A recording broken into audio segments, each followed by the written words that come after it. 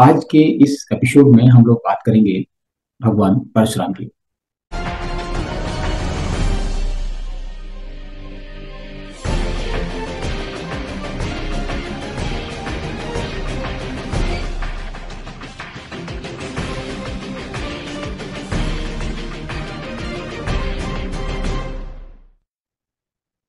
भगवान परशुराम के बारे में एक भ्रांति या विवादित किंवदंती और जोड़ दी गई है कि उन्होंने कर्ण को इसलिए श्राप दिया था क्योंकि उसने शूद्र होते हुए उनसे शिक्षा ग्रहण की थी झूठ बोलकर। और जब परशुराम जी को पता चला कि वह ब्राह्मण नहीं है तो उन्हें श्राप दे दिया, क्योंकि परशुराम केवल ब्राह्मणों को शिक्षा देते थे। इस पर हम लोग चर्चा करते हैं। सबसे पहले हम लोग समझते हैं कि उनके शिष्य कौन कौन।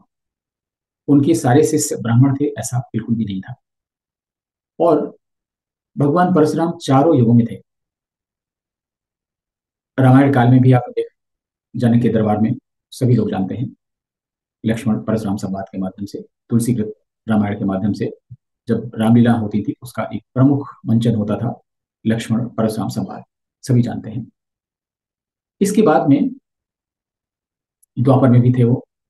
द्वापर में श्री कृष्ण का समर्थन दिया।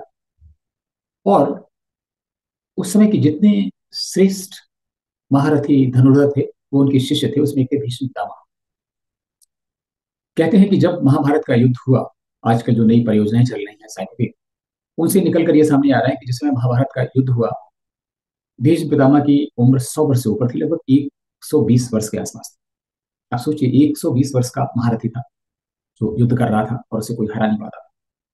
तो वो भीष्म पितामह भी परशुराम के शिष्य रह चुके थे। और वो लोग क्षत्रिय थे, ब्राह्मण नहीं थे। भीष्म पितामह क्षत्रिय थे। द्रोणाचार्य भी इनके शिष्य रह चुके थे। अश्वत्थामा के पिता वो भी क्षत्रिय थे। और इन हर एक युग में उन्होंने लाखों लोगों को अपना शिष्य बनाया, उन्हें अस्त्र शस्त्र की शिक्षा दी। और उन्होंने कर्ण को भी इसकी शिक्षा दी। कर्ण के बारे में लोग एक भ्रांति फैलाते हैं, वो शूद्र था या सूत पुत्र था। और सूत पुत्र से भ्रांति करते करते उसको शूद्र बता देते हैं। कर्ण शूद्र नहीं था, कर्ण क्षत्रिय था। कर्ण अंग देश का राजा था और उसे अंग देश का राजा बनाया था जरूर दुर्योधन ने, लेकिन वह अंग देश का रहने वाला भी था कर्ण। और वो कुंती से सूर्य पुत्र होने की कहानी जो भी है, तब भी वो क्षत्रिय था, ये तो सभी समझते हैं। और जो अंग देश है उसमें हमेशा उनकी जाति बिरादरी के लोग जो हैं वही राजा हुआ करते थे। और फिर आप अगर ये कहें कि नहीं, सूत लोग जो होते, सूत पुत्र लोग होते हैं, वो रथ हाँकने का काम करते थे, कि जिन्होंने उनका पालन पोषण किया था कर्ण का, उनके पिता जो थे वो सारथी थे। तो सारथी होना खराब बात नहीं थी उस समय में, और आज भी नहीं है। आप देखें कि सारथी तो श्री कृष्ण भी थे। अर्जुन के रथ को चला रहे थे, तो अगर ये इतना हीन कार्य होता है, इतना छोटा कार्य होता, तो श्री कृष्ण सारथी क्यों बनते? और श्री कृष्ण बन भी जाते तो पांडवों को क्यों बनने देते? इतने छोटे काम में क्यों लगने देते जिसमें उनकी मानी हानि होती, उनकी पद हानि होती, अच्छा नहीं होता? तो ऐसा क्यों कर रहे थे? इसलिए ऐसा नहीं है कि सारथी बहुत खराब दृष्टि से, हे दृष्टि से देखा जाता था, ऐसा नहीं था। और बहुत से ऐसे उदाहरण हैं जिसमें जो सारथी पुत्र थे वो राजा भी हुए, रथी भी हुए, महारथी भी हुए। ऐसे अनेक उदाहरण हैं।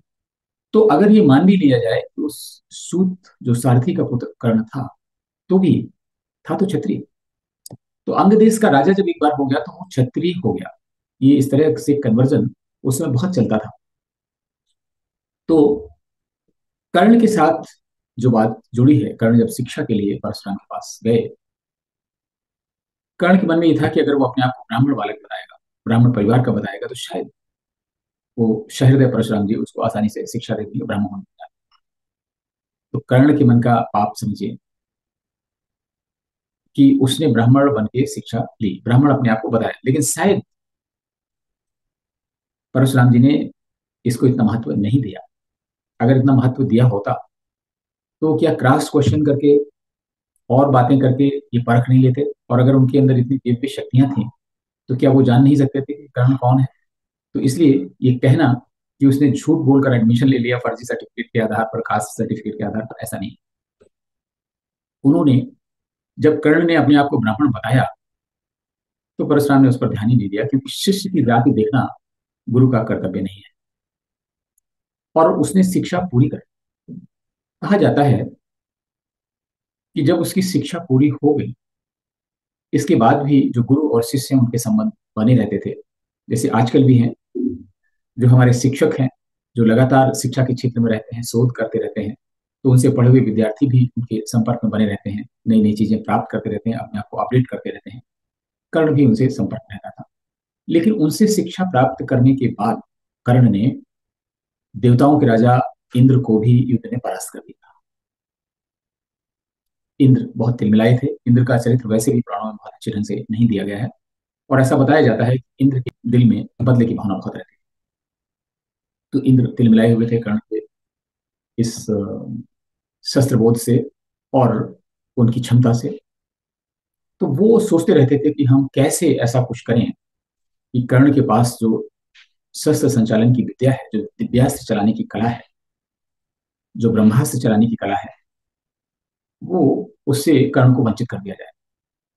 तो शायद इंद्र ने ऐसा कुछ षड्यंत्र किया। तो एक बार की बात है, जो कथा महाभारत में दी गई है। एक बार महर्षि परशुराम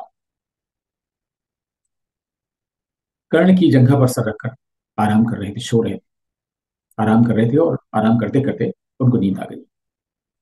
और इस बीच में इंद्र ने एक षड्यंत्र रचा। वो बिच्छू का रूप धारण करके उनके पैर में काटने लगा, बिच्छू या भंवरे के रूप में।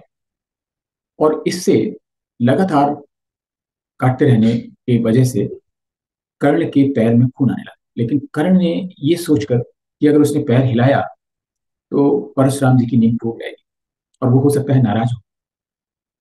इंद्र के दोनों ही उद्देश्य थे कि अगर उसका पैर हिलता है या झटके से कर्ण खड़ा हो जाता है तो भी परशुराम नाराज होंगे और कुछ कुछ ना कुछ गड़बड़ हो जाएगा। ये सोच के किया था, लेकिन हुआ इसका उल्टा। कर्ण इतना सहनशील निकला कि उसके पैर से खून बहता रहा और वो चुपचाप बैठा रहा, उसने पैर अपना हिलने नहीं। ये बहुत बड़ी बात है। परशुराम जब जगे तो उन्होंने देखा कि खून पड़ा हुआ है, तो उन्होंने कहा क्या हुआ। तो कर्ण ने बताया कि आप सो रहे थे इसलिए हम ऐसे बैठे थे। तो फिर परशुराम को याद आया कि इसने तो कहा था ये ब्राह्मण पुत्र है, और ये ब्राह्मणों का तो लक्षण नहीं। कोई ब्राह्मण इस तरह की जो सहनशीलता है नहीं हो सकती। तो उसने पूछा कि आप कौन है, आपने तो कहा था ब्राह्मण है। उसने कहा नहीं, हम तो क्षत्रिय हैं या शूद्रपुत्र हैं। तो उनको क्रोध आया। उनको क्रोध इस बात से नहीं आया कि उन्होंने गैर ब्राह्मण को शिक्षा दी इसलिए वो श्राप दे रहे हैं। उनको क्रोध इसलिए आया कि उसने झूठ बोला, और जो कर्ण ने झूठ बोला था उसके लिए उन्होंने कहा कि आपने झूठ बोलकर एडमिशन लिया है, झूठ बोलकर शिक्षा ग्रहण की है। इसकी आवश्यकता नहीं थी, क्योंकि हमने तो ऐसा किया नहीं। तो अगर सिर्फ ये सोचकर मेरी नजदीकी प्राप्त करने के लिए, निकटता प्राप्त करने के लिए, एक सहज एक्सेस पाने के लिए अगर आपने ये भ्रम उत्पन्न किया था तो ये अच्छी बात नहीं है। और आपका उद्देश्य था ब्रह्मास्त्र चलाना, उसकी चलाने की कला सीखना, तो जब इसकी आपको सबसे अधिक आवश्यकता होगी उसमें आप इसे चलाना भूल जाए। ये श्राप परशुराम ने दिया। तो यहाँ पर ये बात है, इसलिए नहीं दिया था कि वो ब्राह्मण नहीं था और ब्राह्मण बनकर उसने शिक्षा ले ली थी। परशुराम तो उस समय चाहते तो मालूम कर सकते थे, उन्होंने इस पर ध्यान ही नहीं दिया था। और उन्होंने ध्यान सिर्फ इसलिए दिया कि उसने झूठ क्यों बोला। अगर सूत पुत्र करके कहता तो भी कर सकते थे। तो ये है कर्ण को श्राप देने की कहानी, जिसमें बहुत सारी भ्रांतियां लोग फैलाते हैं। और आजकल के अगेन, आजकल के जो कास्ट बेस्ड सिस्टम है उसमें लोग पौराणिक ग्रंथों को लांछित करने के लिए, कि पहले भी ऐसी जातिवादी थी, कई राजनीतिक पार्टियों के नेता कहते हैं लाखों वर्ष से हम लोग सहन कर रहे हैं, वो इन सब पुराणों पर उंगली उठाते हैं। लेकिन बात यहाँ पे जातिवादी बिल्कुल